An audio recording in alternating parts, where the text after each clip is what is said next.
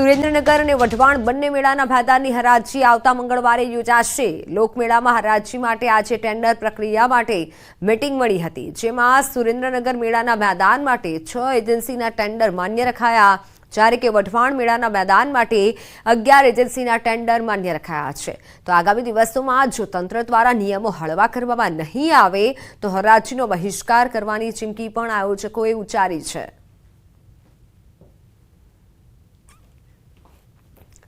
લોકમેળા માટે મેદાનની હરાજીનું કોકડું ગુંજવાયું છે। એક તરફ રાજકોટમાં તો બીજી તરફ વઢવાણ ખાતે પણ સુરેન્દ્રનગરમાં જે વર્ષોથી લોકમેળો યોજાય છે તેને લઈને ટેન્ડર પ્રક્રિયા હાથ ધરાઈ છે, પરંતુ આગામી સમય સુધી તારીખ આપવામાં આવી છે। એસઓપી સામે નારાજગી દર્શાવાઈ છે।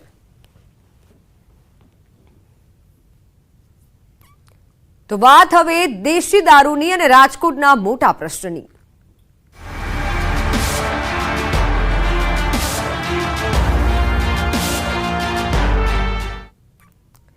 રાજકોટમાં દારૂબંધીના ધજાગરા જોવા મળ્યા છે।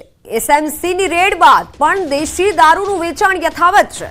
સગીર બાળકો પાસે દેશી દારૂનું વેચાણ કરાવાઈ રહ્યું છે। સ્થાનિક પોલીસ પર અનેક સવાલ ઉઠ્યા છે। એસએમસીએ 1500 લીટર દેશી દારૂ ઝડપ્યો હતો। લોક દરબારમાં લોકોએ કહ્યું કે નળમાં દારૂનો આથો નીકળે છે, અને બીજી તરફ ગોવર્ધન ચોક પાસે રિક્ષા ચાલક નશામાં હોવાનો વિડીયો વાયરલ થયો છે। તો રાજકોટમાં દેશી દારૂ અંગે પોલીસે રેડ પાડી હતી। સ્થાનિકોએ પોલીસે રેડ પાડતા સ્થાનિકોને કંઈ જ મળ્યું ન હતું। પોલીસે રેડ પાડી પરંતુ કંઈ જ હાથે ન લાગ્યું। દેશી દારૂ કે દારૂના અડ્ડા ન મળ્યા, અને બાદમાં એસએમસીની ટીમે રાજકોટમાં દરોડા પાડ્યા અને સ્થાનિક પોલીસના નાટકનો પર્દાફાશ થયો છે। એસએમસીએ દરોડા પાડ્યા તો દેશી દારૂના ધમધમતા અડ્ડા મળી આવ્યા। સ્ટેટ મોનિટરિંગ સેલે 1500 લીટર દારૂ ઝડપ્યો હતો। આજી ડેમ પોલીસ સ્ટેશન વિસ્તારમાંથી આ જથ્થો ઝડપાયો હતો।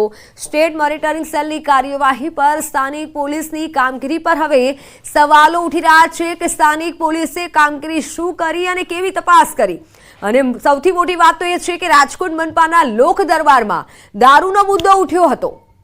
વોર્ડ નંબર 15માં દેશી દારૂનો હબ હોવાની લોકોએ રજૂઆત કરી। ચારે બાજુ દેશી દારૂની ભઠ્ઠી ચાલે છે, અને એટલું જ નહીં, લોકોએ તો ત્યાં સુધી કહી દીધું કે બાથરૂમના નળમાંથી દેશી દારૂનો આથો નીકળે છે। એટલે સૌથી મોટા સવાલ સ્થાનિક પોલીસ પર થાય છે કે પોલીસ આખરે શું કરી રહી છે? તપાસમાં કેમ કંઈ મળતું નથી? સ્થાનિકો આક્ષેપ પણ કરી રહ્યા છે। રાજકોટમાં એસએમસીના દરોડા બાદ પણ દેશી દારૂનું વેચાણ યથાવત છે, તો સગીર બાળકો પાસે દેશી દારૂનું વેચાણ કરાવવામાં આવી રહ્યું છે। તાલુકા પોલીસ સ્ટેશન વિસ્તારમાં આવતા ટાઉનશીપ પાસેનો વિડીયો વાયરલ થયો છે। જાગૃત નાગરિકે વિડીયો ઉતારી વાયરલ કર્યો છે।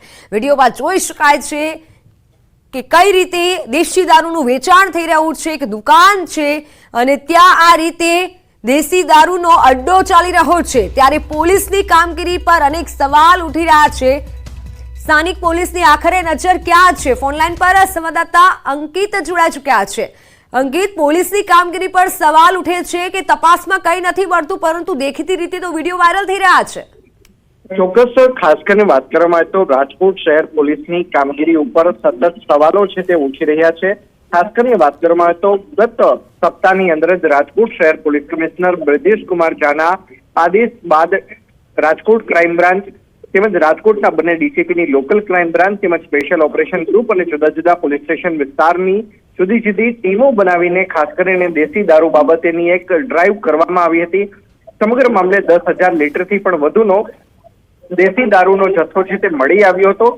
જોકે પોલીસ દ્વારા કરવામાં આવેલી ડ્રાઈવ બાદ પણ સ્ટેટ મોનિટરિંગ સેલ છે તે રાજકોટ શહેરના આજીડેમ પોલીસ સ્ટેશન વિસ્તારમાં કાપી હતી, અને ત્યાંથી 1500 લીટરથી પણ વધુ દેશી દારૂનો જે જથ્થો છે તે ખાસ કરીને કબજે કરવામાં આવ્યો છે। સાથોસાથ ગઈકાલની વાત કરવામાં આવે તો રાજકોટ મહાનગરપાલિકા દ્વારા મેયર આપકે દ્વાર કરીને કાર્યક્રમ યોજવામાં આવે છે। તેની અંદર પણ વોર્ડ નંબર 15ની અંદર યોજાયેલા લોક દરબારની અંદર પણ વોર્ડ નંબર 15ની અંદર વેચાતો હોવાની રાવ છે તે સ્થાનિકો દ્વારા કરવામાં આવી હતી।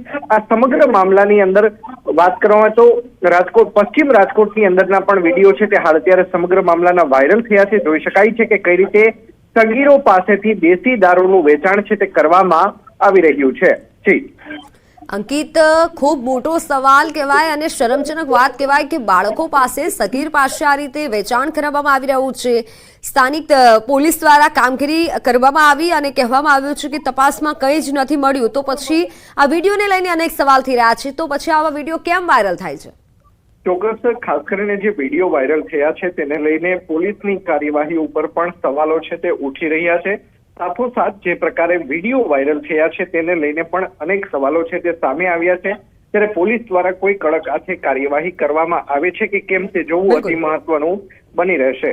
બિલકુલ અંકિત, આભાર માહિતી બદલ.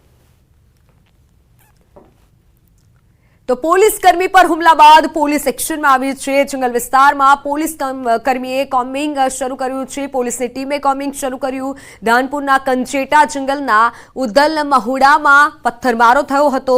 બુટલેગરોએ પોલીસ પર પથ્થરમારો કર્યો હતો. એક પોલીસ કોન્સ્ટેબલને ઈજા પહોંચી હતી. લીમખેડાના ડીવાયએસપી એમબી વ્યાસનું નિવેદન સામે આવ્યું છે. તમામ સામે રાયોટિંગનો ગુનો દાખલ કરાશે. તપાસ કરતા 5 બાઇક પણ મળી આવ્યા હતા અને તમામ મધ્યપ્રદેશના હોવાનું સામે આવ્યું. તો દાહોદમાં બુટલેગરો બેફામ બન્યા છે. ધાનપુર ખાતે પોલીસ પર હુમલો કરી દીધો હતો. બુટલેગરોને રોકવા જતા પોલીસ પર પથ્થરમારો કર્યો. પથ્થરમારામાં પોલીસ કર્મીને ઈજા થતા હોસ્પિટલ ખસેડાયા. મહત્વનું એ છે કે ઉદલ મોવડા ગામે દારૂનો જથ્થો હોવાની પોલીસને માહિતી મળી હતી અને આ માહિતીના આધારે પોલીસે વોચ ગોઠવી હતી. કેટલાક શખ્સો બાઇક પર દારૂ લાવતા હોવાની પોલીસને બાતમી મળી હતી. ત્યારે પોલીસે બુટલેગરોને રોકવા જતા બુટલેગરોએ પોલીસ પર હુમલો કરી દીધો.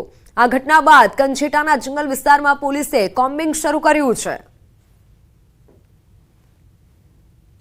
બાઇક ઉપર દારૂ આવતા અને દૂરથી પોલીસને જોઈ તેઓ પાછા વળી ગયેલા, જેથી પોલીસે પીછો કરતા તેમના પર પથ્થરમારો કરવામાં આવેલ અને ત્યારબાદ PSI Shri S J. Rathod, LCB, CPI Shri તમામ પોલીસ ત્યાં કોમ્બિંગ કરતા ત્યાંથી 5 બાઇક મળી આવેલ છે.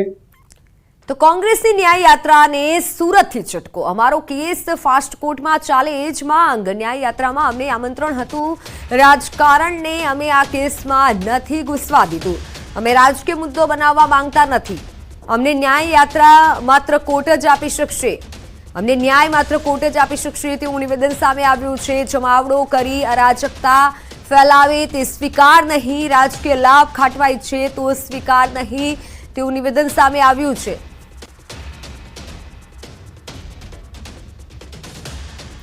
સરકાર તમને આ 5.5 વર્ષથી ન્યાય અપાવવામાં નિષ્ફળ ગઈ છે. બીજી બાજુ વિપક્ષ એટલે કે કોંગ્રેસની ન્યાય યાત્રા ગુજરાત તરફ આવી રહી છે. તમને લોકોને આમંત્રણ આપવામાં આવ્યું છે, તેને લઈને શું કહેશો? ચોક્કસ એ લોકોને બી અમને આમંત્રણ હતું કે ન્યાય યાત્રામાં જોડાવ, પણ જ્યારથી અમારો કેસ આ ઘટના બની ત્યારથી અમે કોઈ પણ રાજકારણને અમે અમારા કેસમાં ઘૂસવા નથી દીધું. રાજકીય મુદ્દો અમે કોઈ પણ બનવા માંગતા નથી. અમારે ફક્ત ન્યાય જોઈએ છે અને ન્યાય ફક્ત કોર્ટ આપી શકશે. બહારથી કાયદાકીય રીતે કોઈ પણ રીતે તમે જો કોઈ હેલ્પ કરવા માંગતા હોય તો મોસ્ટ વેલકમ. અત્યાર સુધી ઘણા ખરા લોકોએ અમારી મદદ પણ કરી છે. સ્થાનિક નેતાઓએ મદદ કરી છે, સ્થાનિક કાઉન્સિલરોએ પણ મદદ કરી છે, નગરસેવકોએ પણ મદદ કરી છે. કેસ એવો સંવેદનશીલ હતો કે બધાની સહાનુભૂતિ હોય જ, તો એવા લોકોને અમે મોસ્ટ વેલકમ કરીએ છીએ. પણ બહારથી આવી રીતે કોઈ પણ જમાવડો કરીને અરાજકતા ફેલાવીને રાજકીય લાભ ખાટવા જો કોઈ ઈચ્છતું હોય તો અમે એ લોકોને એન્ટ્રી થવા દેવા માંગતા નથી. બિલકુલ, રાજકારણને નથી પ્રવેશ કરવા દેતા. અન્ય વાલી છે, આપણે એમની સાથે વાત કરીશું કે શું કેવું છે. આપનું નામ? દિનેશભાઈ કેવડિયા. દિનેશભાઈ, શું કહેશો? કારણ કે 5.5 વર્ષથી બહુ લાંબી લડત થઈ ગઈ છે, તે છતાં ન્યાય મળતો નથી. પછી વિપક્ષ હોય કે વિપક્ષ હોય, કોઈ મદદ આવતું નથી, તો ન્યાય કેવી રીતે? એ માટે જ આજે અમે એકઠા થયા છીએ અને તમારા વતી અમે સરકારને એક મેસેજ આપવા માગીએ છીએ કે તમે પણ કોશિશ કરો. અને 5.5 વર્ષ થયા છે આ કેસને, 5.5 વર્ષ થઈ ગયા છે. હવે તાજા બનેલા કેસની તો શું હાલત થશે, બરોબર છે? છતાંય કોઈ અમને કોઈ આશા ન્યાયની દેખાતી નથી. એની માટે અમે સરકારને અપીલ કરવા ભેગા થયા છીએ. તમારા વતી અમે સરકારને મેસેજ આપવા માગીએ છીએ કે ફાસ્ટ ટ્રેક કોર્ટ ચલાવવામાં અમે સરકારને શ્રીના પ્રતિનિધિને મળ્યા હતા. એણે કીધું અમે અરજી નાખી હતી પણ અમારી અરજી રિજેક્ટ